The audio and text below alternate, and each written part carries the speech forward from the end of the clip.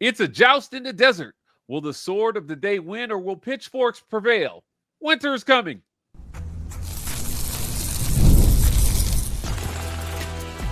You are Locked On UCF, your daily podcast on the UCF Knights, part of the Locked On Podcast Network, your team every day. Welcome on into Locked On UCF, your daily UCF podcast. I'm your host, Mike AG, and thank you for making Locked On UCF your first listen of every day. First word goes to my guy, Andrew Glucko from The Last Word on Sports. 3 keys to victory. It's Friday. We do this every Friday. UCF takes on Arizona State out in Tempe. I think we all know by now, Malzahn is taking a risk, and his name is Dylan. And he's been doing great so far. And I think my first key to victory here is going to be Dylan Rizk being efficient in the passing game. Anything north of 65% on the day, I think that UCF has a really good day. I agree with you that Rizk is going to have to play a role. But my first key is run blocking, because he's going to struggle on the road in this situation if he doesn't have the run game to support him. So you need that run blocking in there. Allow RJ Harvey to do what RJ Harvey does and open up that passing game. Now, do you think, because we kind of go hand in hand here in our first keys, is it really that the run needs to set up the pass, or does the pass need to be effective early so that they can run effectively and back off this Arizona State defense in that secondary? Look, this is a much better defense they're going up against this week than they did last week with Arizona coming down to Orlando. Well, this is definitely a much better defense than what Arizona brought to Orlando, by far, not even close. But the thing is, you're going to get that stack from ASU. And if the run block is there, it doesn't take RJ Harvey a lot of space to make magic happen. So even if the pass game doesn't fully develop, if that run blocking's there, he's still going to have himself a day, because he can get to that second level and then it's all him. All he has to do is get past that first level of defense. Yeah, I agree. Look, either way, we know that Malzahn's offense is predicated on being run first, or at least run heavy. It's all about how you set it up in this one. I'm looking for Arizona State to be a much more difficult matchup, Andrew, than Arizona was last week. Now, if you talk to Sun Devil fans, they'll tell you they think they're always a tougher matchup than their counterparts down in Tucson. However, look, this is such an interesting game, I think, for UCF, because you've got a team whose season is teetering on the brink in UCF. Now, they're trying to make a bowl game. They took a big step last week, logging the win, the massive win versus Arizona. And then you've got Arizona State, who quietly is making some noise in the Big 12. They're 6-2, and they're already in a bowl game. They've set their sights much higher than a bowl game. Their story is amazing.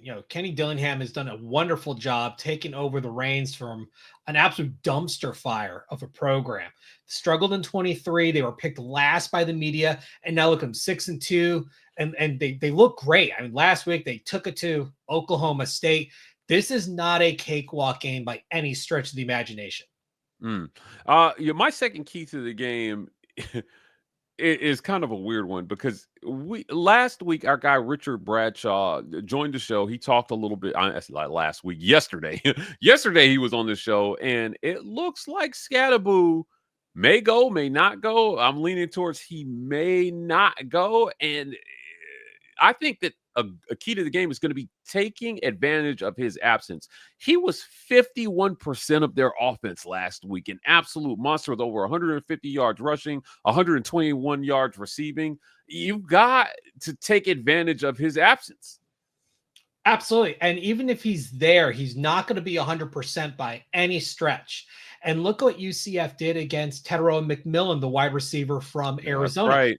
They kept him in check. He was 45+% of all the receiving yards for Arizona.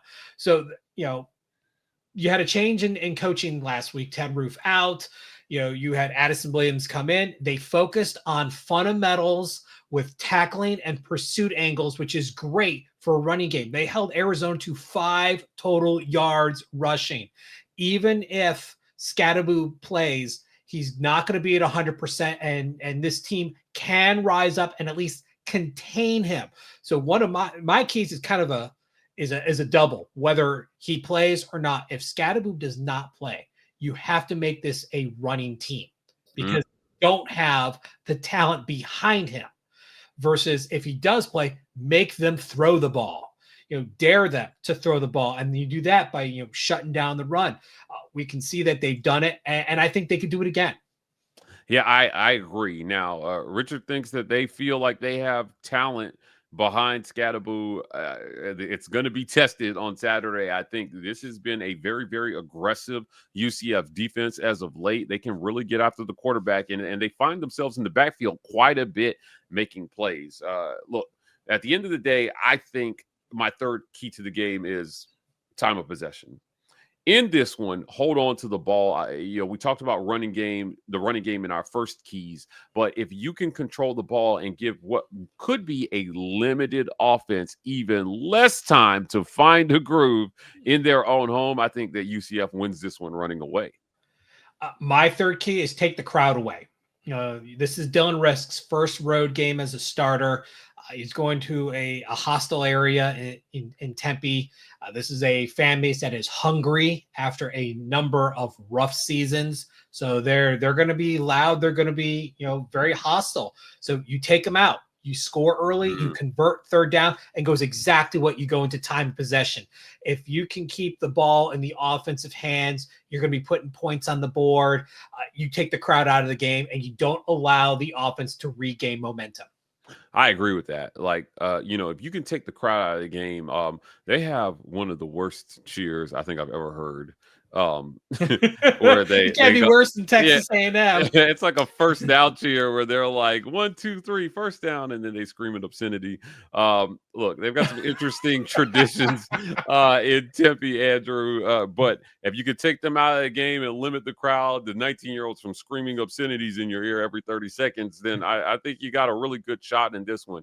Hats off to Arizona State. They're having a really good season, and that shouldn't be understated. But I think that this is a formidable UCF team that may have found something in Dylan Rizk. And, if you can finish this season strong, if you're Gus Malzahn, you're looking towards the future and you're coaching to win these games. So now that they know what Dylan Rizk can do, I think you put all these keys together and you go out and get the win, and you set a good stage to go into next season knowing who you are offensively. Absolutely. I think this is the time, like you were at the very point of season where you're about ready to punt on the whole year and just give up. Well, it's actually gone the other way. They're in 4-5. They got 3 games left. A bowl game is very much in play here. A winning record, very much in play here. So this season is far from over. And if they can steal one in Tempe, they have a bye week next week, and then 2 games against struggling teams, West Virginia and Utah. Both are very winnable. I think if they can get this going into the bye week, would really set up that positive momentum. The real question is, was last week a result of the space game phenomenon, or is that what the real UCF offense is? What's the real UCF offense? Well, we're going to take a look at some numbers about what they've been and what we expect from them on Saturday, right after a quick word from our sponsors. This episode of Locked On UCF is brought to you by our friends at LinkedIn Jobs. When you're hiring for your small business, Andrew, and you want to find quality professionals that are right for the role, you have to check out LinkedIn Jobs. LinkedIn Jobs has the tools to help find the right professionals for your team faster and for free. I don't know about you, but I love free. And I think that the businesses love free as well, too. Best language in the English dictionary. LinkedIn isn't just a job board. LinkedIn helps you hire professionals you can't find anywhere else, even those who aren't actively searching for a new job, but might be open to the perfect role. And given in a given month, over 70% of LinkedIn users don't visit other leading job sites. So if you're not looking on LinkedIn, you're looking in the wrong place. On LinkedIn, 86% of small businesses get a qualified candidate within 24 hours. Hire professionals like a professional on LinkedIn. Post your job on LinkedIn.com/LockedOnCollege. That's LinkedIn.com/LockedOnCollege to post your job for free. Let's take a look at this matchup by the numbers. Now, we put together a little stat sheet for our listeners and viewers here. So we're going to make sure that we say these things out loud for our friends listening on pod. But look, UCF and Arizona, they've got their trends. And what we're looking at here is just kind of a statistical comparison of UCF and Arizona State rushing and passing. So far this season, UCF is averaging 272.3 yards per game on 401 total rushes. That's an average of 6.1 yards per rush. Andrew, that's a first down every 2 times they rush the ball. Outstanding numbers from UCF in the rush game. And they are always a big risk for, no pun intended, for a big play. RJ Harvey, now surprisingly, only had a long of 23 yards last week, despite tearing up the stat sheets again. Now, on the other side, you've got Arizona State, who they're averaging about 62 yards less per game at 210.4 yards per game on 349 total rushes. That's an average of 4.8 yards per rush. Now, that's not terrible, but certainly that's not what 6.1. I think this is advantage UCF here in the rush game, especially without Skattebo. Yeah, and the thing is, even if Skattebo plays, he's not going to be, fully healthy. Skattebo has 1,000 yards rushing and also is a big receiver out of the backfield as well. I can't, we're going to get to that, but I can't stress that enough of how much value he brings to this offense. You got Sam Levitt as the second leading rusher with 284 yards. That's your quarterback. Then right. You go to Kyson Brown, 143 yards. You're getting a little bit bare there. So Arizona State hasn't really worked running backs like UCF has. UCF with the 4 horsemen running back stable. If Skattebo's out, you got major question marks. I agree. Look, 210 yards per game is okay, but you got to remember those numbers that you're looking at are with Skattebo. Those are season averages. So without him, they could be looking at a major hit in the run game, which may be a major hit to the offense on Saturday, even though it's in Tempe. Moving on to the passing game, let's take a look back here. In the passing game, you've got UCF averaging a paltry 198.8 yards per game. That's 1911 total gross yards on the season. They've attempted 215 passes to only 126 completions, and they've got a completion percentage of 58.6%. Now, this has gone up a couple percentage points since Dylan Rizk has been the quarterback, but oh man, do they have to buck the trends here, I think, to make sure they can get out of here with the win on Saturday. Well, if last week is any indication, again, is this the new offense, or is this, a result of space game shenanigans where weird things happen? Just short of 300 yards. I believe it was 294 yards that Dylan Rizk passed last week. He made it look easy. He's going to have to bring that again. I think the magic number is somewhere around 250 or so. If he can get 250 yards on the game, I think that bodes really well for the UCF's chances. I agree. Look, he doesn't have to be a hero here. So, that 250 based on these averages could be one big play down the field, and he's proven himself to be a very effective passer beyond 20 yards. So the big play is there on Dylan Rizk's arm. They just have to continue to find it, I think. Now, last week, we know what he did. 3 tutties, just under 300 yards passing. If he does the same thing in this one, I definitely like UCF's chances. Spread on this one is like -3. Yeah, it's a very close spread, and I know we'll get to our predictions in a bit.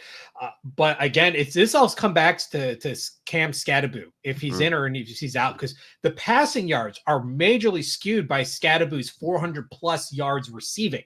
Yeah. So that's also a major key here. On UCF side, you're seeing the emergence of Jacoby Jones, who has led the team receiving each of the last 2 games, had injuries last year, has really come to his own, found his confidence, has developed a very good chemistry with Rizk. And we saw it on that last touchdown, that amazing dime of a pass, that 40-yard touchdown. If Rizk and him and Jacoby Jones have that chemistry continuing into Saturday, watch out. Yeah, I agree. Looking on the Arizona State side, again, on the passing, they're averaging 206.6 yards per game. So only about 8 yards per game better than UCF there. Only 1,743 yards on the season gross. That's 204 attempts to only 124 completions, completion percentage of only 59.9%. Now they're sub 60 as well too. These passing games are very comparable, but you made a great point about missing Skattebo. So last week, he had 150 plus yards rushing, but of the over 500 yards of offense that they put together, he had 121 yards receiving as well. The running back had 121 yards receiving, Andrew. So without him, 51% of your offense from last week is gone, and they've got to find somebody to fill those shoes. Yeah, you have Jordan Tyson as your leading wideout, and then a bag of potato chips. I mean, they much like what happened last week with McMillan being held in check. Someone's gonna have to step up. Sam Levitt's not a bad quarterback, but he can't create magic if there's no one to catch the ball. Yeah, agreed. Kind of rounding out the stat conversation, one of our favorite stats that we talk about here at Locked On UCF, third down efficiency. Now, UCF is only 43% on third down on the season, and that's to compared to 45% for Arizona State. Now, before we started recording, we talked a little bit about what that's looked like since Dylan Rizk has been the quarterback. Last week in his first full start, he was the team was 6 of 9 on third down versus Arizona, which is a significant bump in percentages here. I think you split the difference here, don't you, Andrew? And you hope for something just north of 50% on third down, and you're looking pretty good if you're UCF. I mean, much like 60% was always the benchmark for completion percentage, 50% is your benchmark for third down conversions. Both these teams are south of that line. They're going to have to find a way to get past it. We don't have it listed on this screen, but I want to take a quick shout out to third down defense, which has been a struggle for UCF, which plays into Arizona State's hands. UCF may have 43% on offense. They give up 43.8% on defense. Not good, versus Arizona State 38.9%. So UCF's offense is going up against a better defense than what they've been able to do. They're going to have to find a way to convert, make smart plays. And with Tim Harris's play call, it looked good last week. There were some few things we have to mention. The element of surprise. Teams didn't know Dylan Rizk was starting. No one knew, from Arizona as they're going through their usual routine, as well as they didn't have a lot of film on what Tim Harris was going to do. They knew schemes, but they didn't know play calling. So now there's a week of film on Rizk. There's a week of play calling trends for Harris that allows this Arizona defense, which is better than Arizona's, to come up with a better plan to try to keep things in check. So Harris is going to have to find a new wrinkle to bring to this offense this weekend. Yeah, it's going to be interesting to see what they try to do here. At the end of the day, it's a game of numbers, and if you're UCF, you've got a lot of trends that you're trying to buck this season into this one to finish your season strong. I think that Arizona State presents a formidable challenge for them offensively, but not one that can't be overcome. So can they overcome the spread in this one, though? Well, we're going to talk about that and make our predictions right after a quick word from our sponsors. This episode of Locked On UCF is brought to you by our friends at FanDuel. FanDuel is America's #1 sports book. I mentioned before we started that the spread on this one is 3 points. We always have to check this because it seems to move a lot. So right now, I've got the spread still sitting at 2.5 now. Yeah, I was going to say, I always check, and it has shifted a little bit. As we know, 3 points for the home team. So they're saying UCF kind of sliding on that, it's a push. UCF sliding a little bit ahead. I think this potentially could be a close game. I have a prediction. You have a prediction, and we'll get to that shortly. Yeah, it's going to be really, really interesting to see what happens there. But no matter what you decide, please do it at FanDuel. Go check out our friends at FanDuel, and you'll get started with $200 in bonus bets guaranteed when you place your first $5 bet. That's FanDuel.com.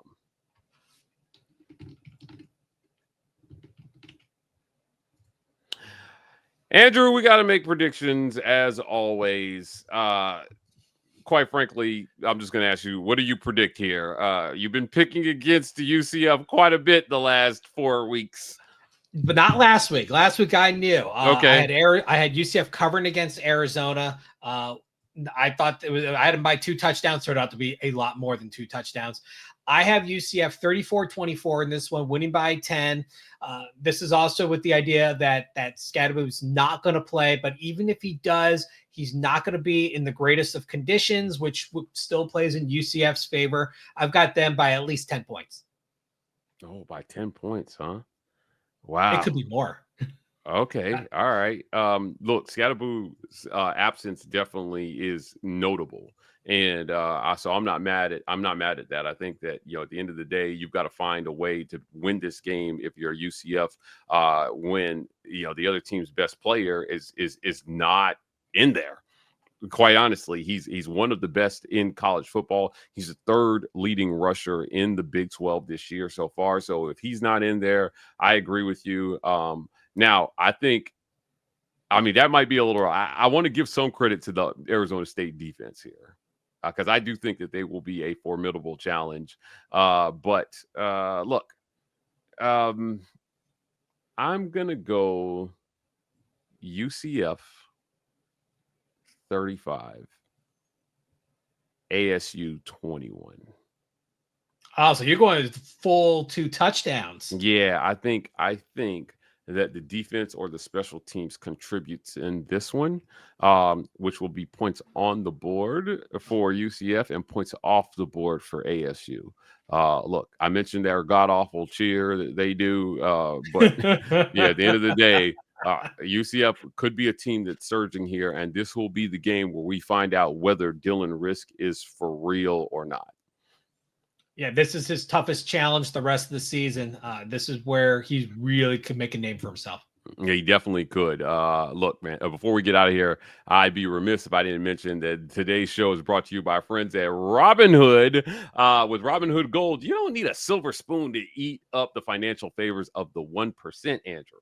Robinhood Gold allows others to get the rates and perks usually reserved for the high society. Now the resourceful individual Robinhood Gold can earn the very liberal rate of 4.5% APY on uninvested cash and be rewarded with a handsome 3% retirement boost on an IRA account. It's like a high yield savings account. Robinhood Gold provides the privileges of a high net worth for any net worth. These generational benefits are now available for only $5 a month. The new gold standard is here with Robinhood Gold. Sign up at robinhoodgold.com. Terms apply for product-specific disclosures. Visit robinhood.gold/gold. Investing involves risks. Rates may change. Gold membership is offered by Robinhood Gold, LLC.